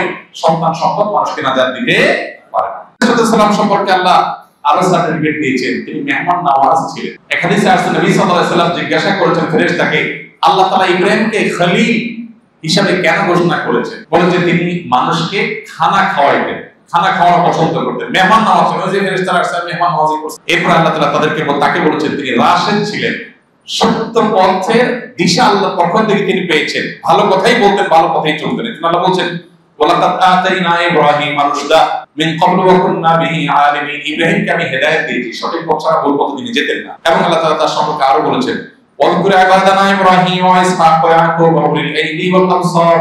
ইব্রাহিম, ইসহাক এবং ইয়াকুব তারা বাপ বেটা, এরা সবাই ছিলেন উলিল আইদি, শক্ত হাতের। শক্ত হাতের বলতে আল্লাহর আনুগত্যের ক্ষেত্রে তারা দৃঢ় ছিলেন এবং অন্তর্চক্ষু সম্পন্ন ছিলেন। আল্লাহ তাআলা তার বৈশিষ্ট্য বলতে গিয়ে আরো বলেছেন তিনি সত্যবাদী ছিলেন। ওয়াজকুর ফিল কিতাব ইব্রাহিম ইন্নাহু কানা সিদ্দীকান নাবিয়্যা। ইব্রাহিমের কথা স্মরণ করো যে তিনি ছিলেন সত্যবাদী নবী, কখনো মিথ্যা বলতেন না এবং আল্লাহর একত্ববাদের বাইরে কখনো বিশ্বাস রাখতেন না। ওয়া ইন্নাহু ফিল আখিরাতি লামিনাস সালিহিন। আল্লাহ বলেন আখিরাতে নেককারদের অন্তর্ভুক্ত হবে। ভাইরা, ইব্রাহিম আলাইহিস সম্পর্কে আসলে কথা আমি যেটা বলেছি 2-4-5 ঘন্টা বলে শেষ করা যাবে না। আমরা শেষ করি। ইব্রাহিম আলাইহিস সালাম আল্লাহ তাআলার কাছে অনেক দোয়া করেছেন। কোরআনে সেই দোয়াগুলো উল্লেখ আছে। দোয়াগুলো বলতে আপনার অনেক সময় হয়ে গেছে, আমি সেদিকে যাচ্ছি না। আপনারা অনলাইনে সার্চ করবেন ইব্রাহিম আলাইহিস দোয়াগুলো, কিছু অনেক দোয়া আছে এবং তার সেই দোয়াগুলো আমাদের জীবনে খুব গুরুত্বপূর্ণ। তিনি আল্লাহর কাছে প্রত্যেকটা দোয়া করে তার কবুল হয়েছে। ওই যে দোয়া করেছেন রব্বানা ওয়া আসবিহি রাসূলা, রাসূল পাঠান, আল্লাহ দোয়া কবুল করছেন না করেননি? করছেন। এবার বিভিন্ন দোয়া আল্লাহর কাছে করেছে। দেখুন, মানুষ তো নিজের ছেলে মেয়ের চিন্তা করে। ইব্রাহিম আলাইহিস তার পরবর্তী বংশধরের জন্য আল্লাহ তাআলার কাছে দোয়া করেছেন। যুররিয়া বলতে পরবর্তী বংশধর, ছেলে মেয়ে, তাদের বংশ যারা আছে সব শামিল, তাদের সবার হেদায়েতের জন্য তিনি দোয়া করেছেন। ইসলামের জীবনে থেকে আমরা 4-5টা ছোট ছোট করে শিক্ষা জেনে শেষ করি। নাম্বার 1, তাওহীদ, আল্লাহর একত্ববাদ। এক্ষেত্রে কোনো ছাড়, স্যাক্রিফাইস চলবে না। আল্লাহই আমার সৃষ্টিকর্তা, আল্লাহই আমার বিধানদাতা, আল্লাহই আমার মালিক, আল্লাহ আমার পালনকর্তা। গোটা পৃথিবী, গোটা দুনিয়ার সকল সভ্যতা একসাথে হয়ে, গোটা পৃথিবীর সকল শক্তি একসাথে হয়ে যদি আমাকে কোনো কিছুকে দেখায় একভাবে, আর আল্লাহ যদি আমাকে অন্যভাবে বলে, আমি আল্লাহর পথেই চলবো, সেটা আমার কাছে বুঝে আসুক অথবা। ইব্রাহিম আলাইহিস সালামকে আল্লাহ অনেকগুলো নির্দেশ করেছেন, বুঝে আসে নাই। ওই যে বলছেন মুআজ্জিন ফিন নাসি বিল হক, হযরত ঘোষণা দেন, বুঝে আসছে কিন্তু তিনি দিয়েছেন, কাজ হয়েছে না হয় নাই। আল্লাহ তাআলা তাকে সন্তান জবে করার নির্দেশ দিয়েছেন, বুঝে আসছিল কিন্তু তিনি সফল হয়েছেন না হন নাই। এভাবে জীবনের প্রত্যেকটা ক্ষেত্রে আল্লাহর নির্দেশের সামনে অটল অবিচল থাকার সবচেয়ে বড় শিক্ষা ইব্রাহিম আলাইহিস জীবনে আছে। ইব্রাহিম আলাইহিস সন্তানদের জন্য, বংশধরদের জন্য দোয়া করতেন, তাদেরকে নামাজ কায়েমকারী বানাতেন। এজন্য আমরা আমাদের সন্তানদের দুধে ভাতে রাখবো, শিক্ষা শিক্ষিত করব, কিন্তু পাশাপাশি সবচেয়ে গুরুত্ব দিয়ে তাদেরকে দিনদার, আল্লাহ ভীরু, নামাজি করার চেষ্টা করব। তাহলে এরাই সুসন্তান হবে, সুনাগরিক হবে। ইব্রাহিম আলাইহিস সালামের জীবনে থেকে শিক্ষাগুলোর মধ্যে থেকে আরেকটা হলো আল্লাহ তাআলার কাছে দোয়া এবং ভয়, এটা বিপদের সময় তিনি করবেন। ওই যে হাসবি আল্লাহ বলেছেন। আবার মিশরের জালেম শাসক যখন তার স্ত্রীকে গ্রেফতার করেছেন, তখন তিনি নামাজ আদায় করেছেন, আল্লাহর দিকে রুজু হয়েছেন, আল্লাহ তাকে উদ্ধার করেছেন। পরিপূর্ণ ইয়াকিন এবং বিশ্বাস না থাকলে দোয়া কবুল হয় না। পূর্ণ ইয়াকিনের সাথে আল্লাহর কাছে আমরা দোয়া করব। আর 5 নম্বর সর্বশেষ হলো যে যে কোনো ভালো কাজের পর আল্লাহর কাছে ইস্তিগফার ও দোয়া করতে হয়। আমরা নামাজ পড়ে সালাম ফিরে কি পড়ি? আস্তাগফিরুল্লাহ আস্তাগফিরুল্লাহ আস্তাগফিরুল্লাহ। ইব্রাহিম আলাইহিস সালাম কাবাগর নির্মাণ করার লাগেছে কয়েকটা দোয়া করছে। এর একটা দোয়া ছিল রব্বানা তাকাব্বাল মিন্না, আল্লাহ আমরা বাপ বেটা দুজন মিলে আপনার ঘর বানাইছি, আপনি কবুল করেন। আরেকটা দোয়া ছিল ওয়াতুব আলাইনা, ভালো কাজ করতে গেলে তো ভুলভ্রান্তি হয়, আল্লাহ আপনি আমাদেরকে মাফ করে দেন। এইজন্য ইব্রাহিম আলাইহিস সালামের সুন্নাহকে আমল করে কোন ভালো কাজের তৌফিক হলে আল্লাহ শুকর যেমন আদায় করব, ওই ভালো কাজ করতে গিয়ে ভুলভ্রান্তি হলে তার জন্য আল্লাহর কাছে ক্ষমা চাইবো, আবার আল্লাহর কাছে শুকর আদায় করব, কবুল হওয়া দোয়াও করব। আল্লাহ রাব্বুল আলামিন আমাদের সবাইকে ইব্রাহিম আলাইহিস সালামের আদর্শের সত্যিকারের অনুসারী হওয়ার তৌফিক দান করুন। ও আরশের আজিমের মালিক, আপনি আমাদের ইব্রাহিমের মিল্লাতের উপরে ইব্রাহিম আলাইহিস সালামের আদর্শের উপর আমাদেরকে প্রতিষ্ঠিত করে দেন। আল্লাহ কিয়ামতের ময়দানে আমাদের নবী মুহাম্মদ সাল্লাল্লাহু আলাইহি ওয়াসাল্লামের পাশাপাশি ইব্রাহিম আলাইহিস সালামের দিদার এবং সাক্ষাৎ সান্নিধ্য আমাদেরকে নসিব করে দেন।